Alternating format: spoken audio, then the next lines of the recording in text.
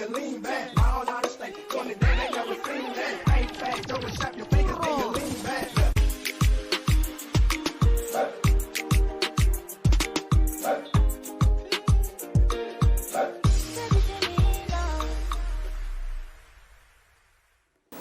Hello and welcome to Viti Vibes, your very own show which showcases and caters to Fijian youth. I am your host, Tasha Chant.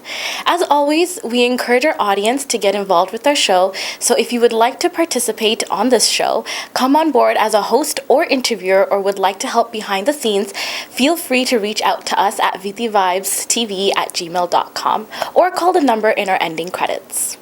March 20th marked the first day of spring, and for some of you, you may have noticed the seasonal changes more than others, because when spring comes, so does your allergies. If you are someone who has really bad allergies during this season, make sure to always carry Claritin or any other allergy medications with you. With the month of March drawing near its end, we are looking forward to the many festivities to come. First and foremost, we would like to wish our Islamic community a happy Ramadan. The holy month of fasting will be commencing on the 1st of April and ending in May. With that being said, we would also like to wish a happy Ram Navami to all our Hindu community viewers. This 9-day religious celebration starts on April 1st and ends on April 9th. Up next, we have our director, Shannon Permal, who is joined by two special guests in our studio to discuss Indo-Fijian history, culture, and community. So please have a look. Hello, and welcome back to Viti Vibes TV. I'm your director and host, Shannon Permal, and thanks for sticking around with us yet again for another week.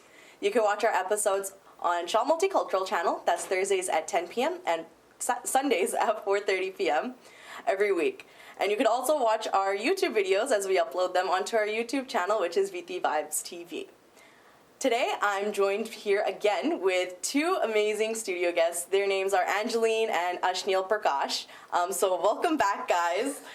We're recording the part 2 of our episode. If you guys have not watched it yet, make sure you go do that. We upload them, like I said, onto our YouTube channel, so you could watch that over there. But today, we're kind of still talking about the Indo-Fijian identity, our culture, our personal experiences, and talking a little bit more about mental health related to our Indo-Fijian culture and within our community. So I'll let you guys reintroduce yourselves. Thank you. Thanks, Shannon. Thank you for having us again. My name is Angeline Komal Prakash. I am a social justice activist, a menstrual equity activist, and a community organizer and turned podcaster. Yeah. Hey, and I'm Ashneel Prakash, welder veteran, recovering drug addict and alcoholic, and kind of a little bit of a renaissance man. So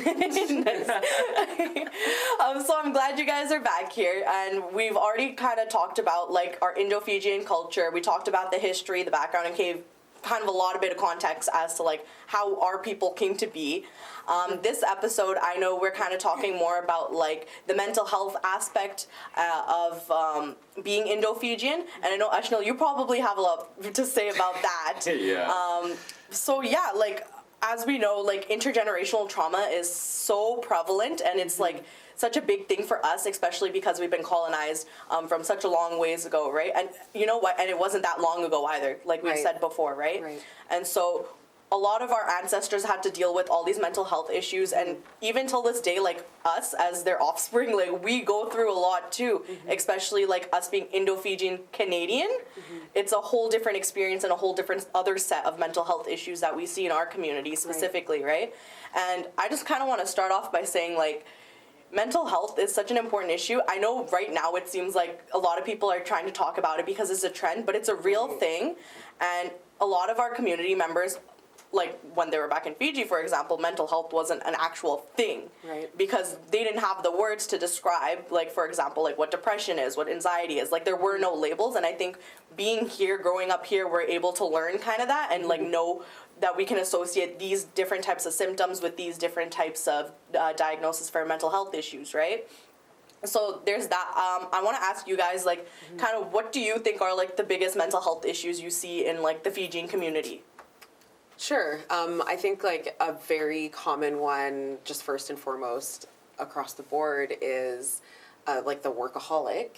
If you ask a lot of our parents and our elders what their hobbies are, they don't really have an answer for that because all they do is work or, something around the house, something to make some sort of, maintenance or something more functional. And so I think that the culture of working and working to make money to then do the things that we need to do like survive are really rooted in our culture, unfortunately.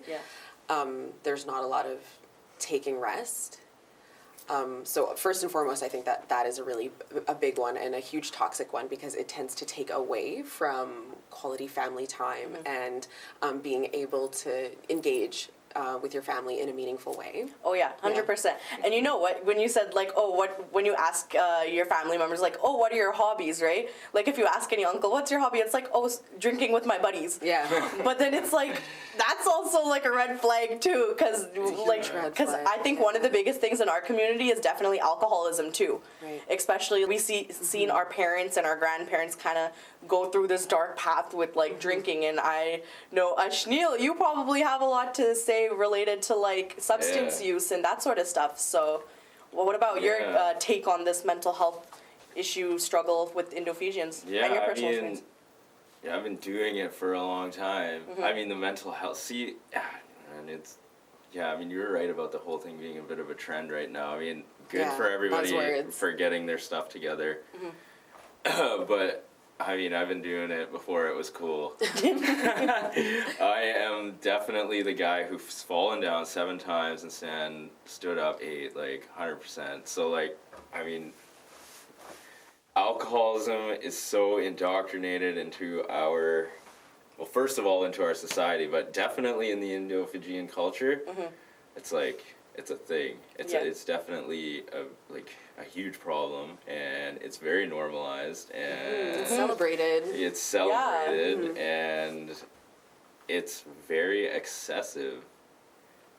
And it's so encouraged to a point where just to like jump ahead a bit, when we've been at family gatherings and people are drinking and, people will offer Ash a drink and he'll be like, oh, I don't drink. Yeah. And people will be like, well, why not? You should. I've listened to your guys' podcast. You had one episode specifically where, Ashneil, you shared your story about addiction and recovery. Yeah. So, like, I kind of just want to hear from you here, like, your experience and what you kind of went through and how you are struggling with it and coming to today, like how you ended up here today. Well, I mean, it's a long story. And it's a bit of a dark story, but I will tell you, it all started when I tried to kill myself in 2010. Real story. That's when it all began. The whole recovery thing, the whole, oh my God, I have a problem. This needs to be dealt with.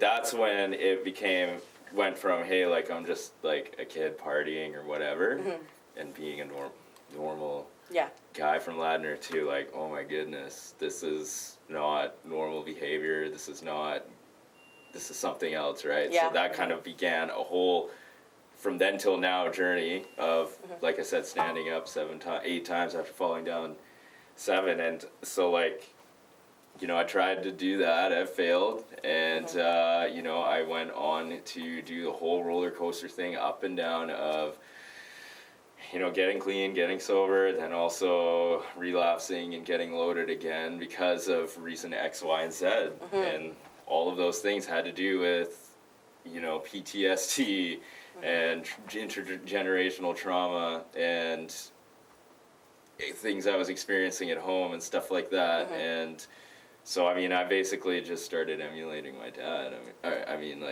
Everything that was going on at home, I ended up just growing up and doing myself, right? Yeah. So, I mean, it's kind of a weird thing for me. Like, I have gone this whole time doing all of these terrible things and acting really, really horribly towards people and stuff like that, and like, disrespecting my own self.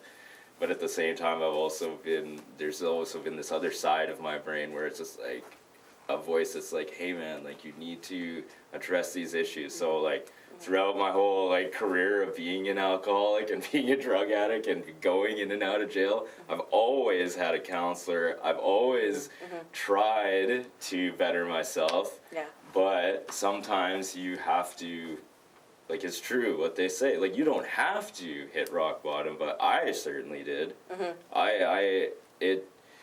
You know, when you think you got it, or at least in my case, when I thought I had it, I went to rehab in 2018, and was it 2018? I think so, yeah. Yeah.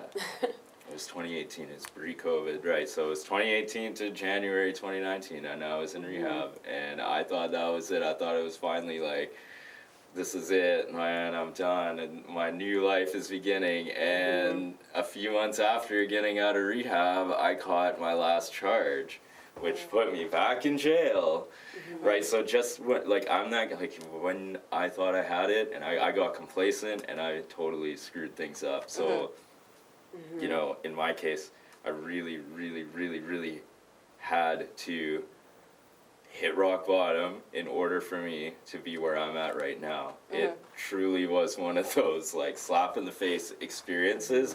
And, you know, I often think about like, you know, why or what or how, or I don't really know, you know, all the questions and things that don't really matter, but you think about them anyways. But I mean, the way I started thinking about it recently is this, like, life is a credit card.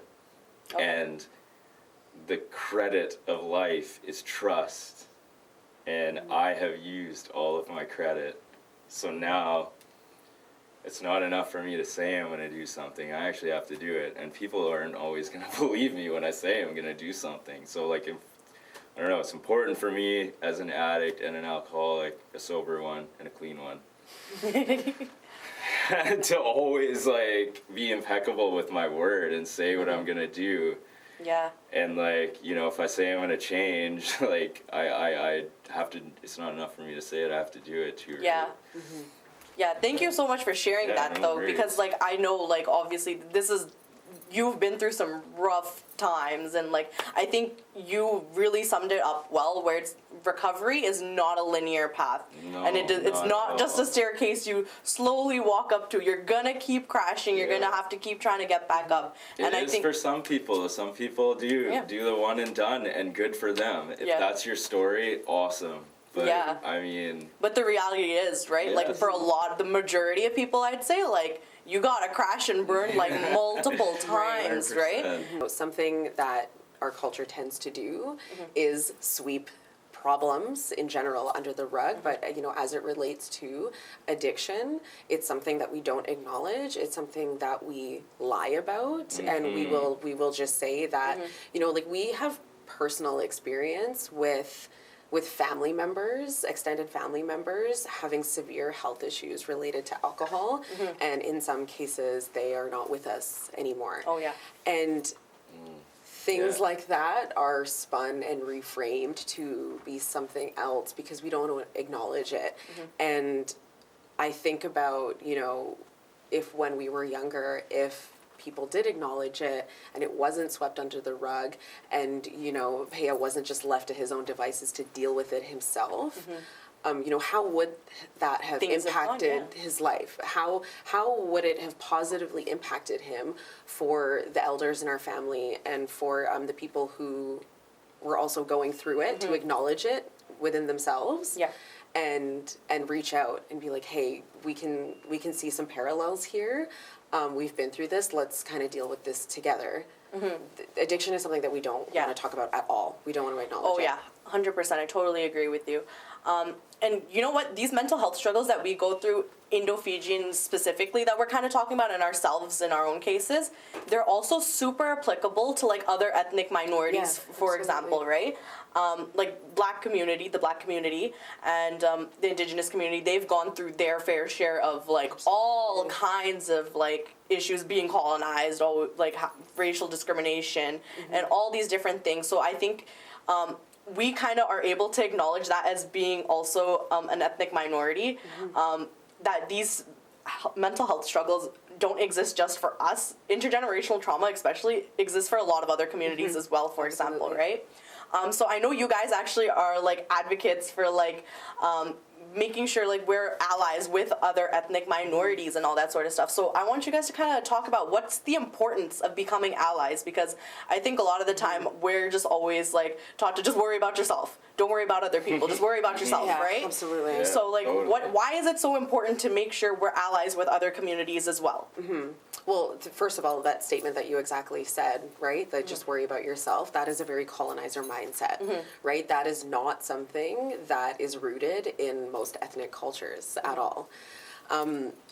We are guests here.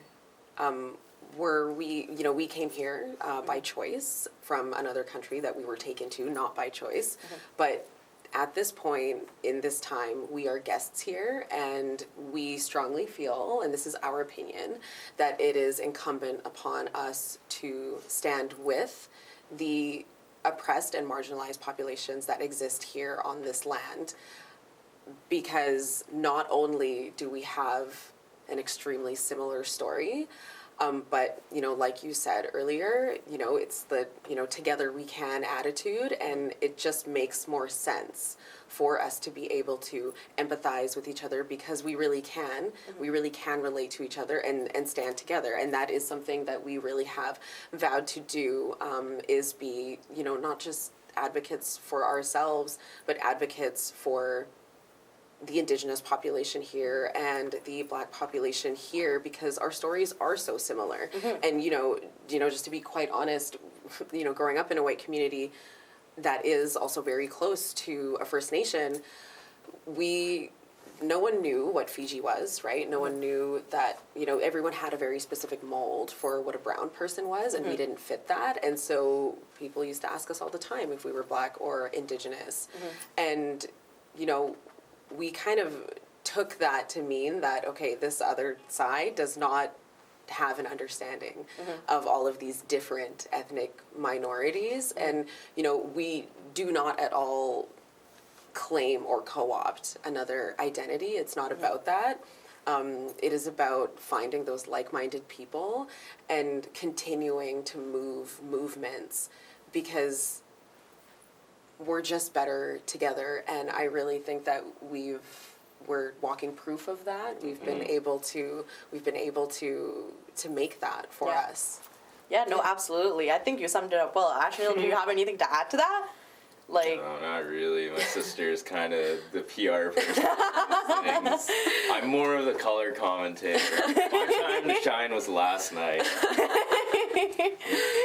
These are the things that are gonna get us the proper attention we need to convey our message to the right people. Because, this one's probably gonna be in charge of the world one day. no, and I totally see it too. Yeah, and honestly, she is the one with the voice that, out of the two of us, sure, I have my own, but she's the one that needs to, You know what? it's all up to her, okay? Okay, so to your point, I think that there isn't just one way to say something. Yeah. And I think that something that we tend to do is, unfortunately, we have to code switch, and we have to play the part and perform Absolutely. whiteness. Oh, and yeah. we have to make Dude. ourselves palatable to the colonizers. Palatable. Right? That That's is the word. Palatable and Lovely digestible. word. That's a right? And so I know that we are in this interesting mix where we are somewhat palatable and somewhat not, depending on the setting that we're in. But I know I can see the value and importance of putting in the effort to appeal to a certain demographic so we can be heard. Yeah. And then when we're heard and acknowledged, then We can goof around. Exactly. It comes in with the realness and is Yeah. like, Yeah. you know, this is some real talk. I just love this conversation that we're having, and time's just flying. Yeah, But thank just kind of some last wrap-ups. I want to talk a little bit quickly about your guys' podcast, because you guys have a podcast. I love Yes. this brother-sister dynamic and the importance of what you guys are talking about. So just kind of quickly let the viewers know, like, what inspired you guys to start this podcast? What do you guys kind of do with it, and what do you see happening in the future for it? She asked me if I wanted to do a podcast, and I just said yes. Yeah, And then it was she left literally for that. the evening, and that was it. Came back with It some was equipment. New Year's Eve or something like that, and then she was like, "Hey, you want to make a podcast?" And I was like, watching Yeah. Street Outlaws or something. And I was like, "Yeah, okay, cool." And then I just Didn't take much continued watching convincing. Street Outlaws, and she just was like, "Whoa, that was easy." And Yeah, a you know, year later, to the day, we came out with episode 1, season 2 of our show. Yeah. And Yeah. like it's been been pretty exactly gnarly. a year. And we're coming up on it. Yeah. Yeah, we're it's crazy. in a place we didn't even think we'd be at. Yeah, right now. yeah. We, you know, I was not living at home for a little bit, and I moved back home, and we were both going through a lot at the time, and we knew that we had to communicate and talk, and we didn't really have much of a relationship, and we wanted to repair that. And through all of those conversations, we just kind of realized that, hey, maybe if we recorded these and put them out there, that there would be some folks who related to them, because we can't be the only ones who feel Yeah. this way. Oh, yeah, absolutely. And essentially, that's what it's been. Exactly. Yeah. I would like to say that it for me is a gift. Us recovery people like to call things that we get like gifts of recovery. So like repairing the relationship with my sister, that was a gift of recovery, because that wouldn't have even happened if I was still loaded, Yeah. right? Yeah. So like, and the podcast would never be happening. Yeah. Yeah. Yeah. So do you want to plug your podcast and like let the viewers know where can they find you? Yeah, you can find us on Instagram and TikTok. We are at No Ties 1879 Podcast on both platforms. And you can also stream us on all the platforms, Apple Podcasts, Spotify, Google, we're everywhere. Yeah. Yeah. Yeah, that's Oh.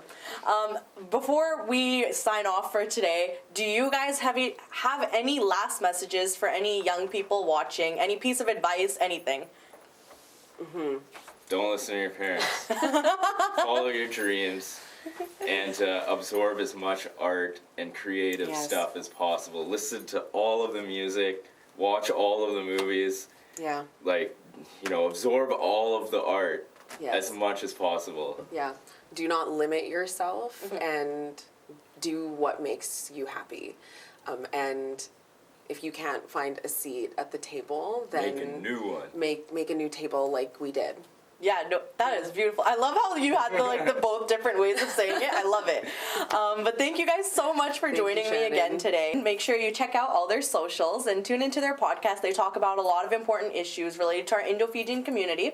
So do give that a listen.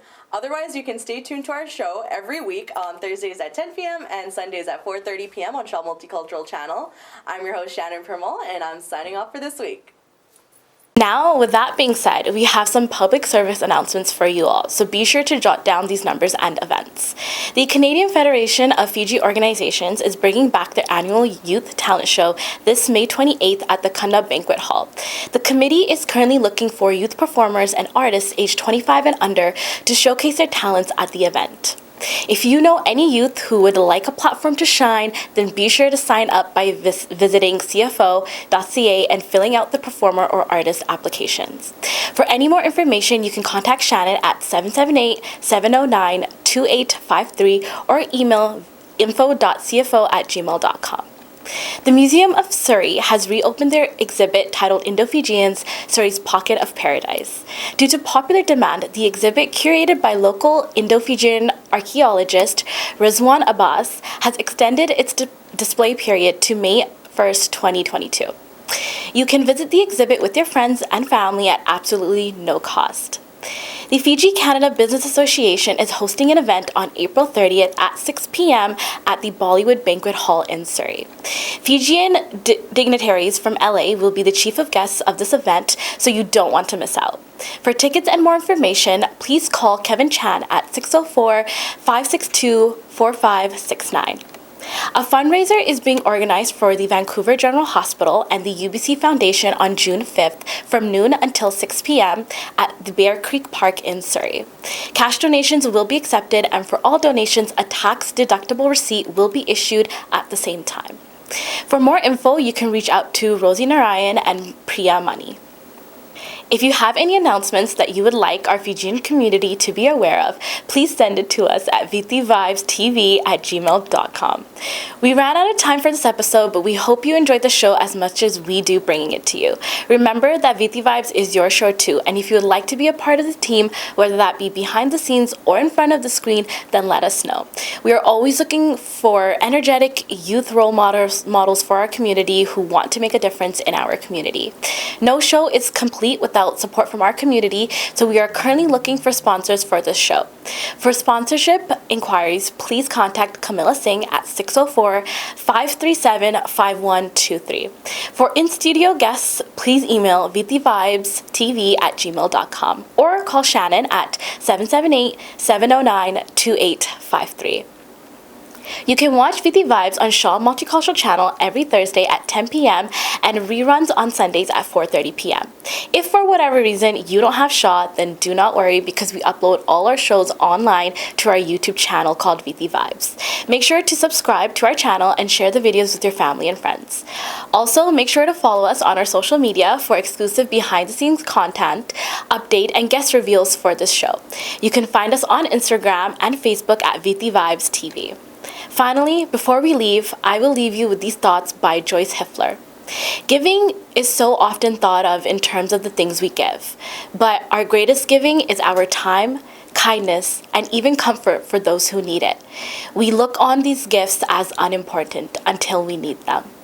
So with that being said, thank you all for tuning in, and we will see you all next time. And I am Tasha Chan signing off.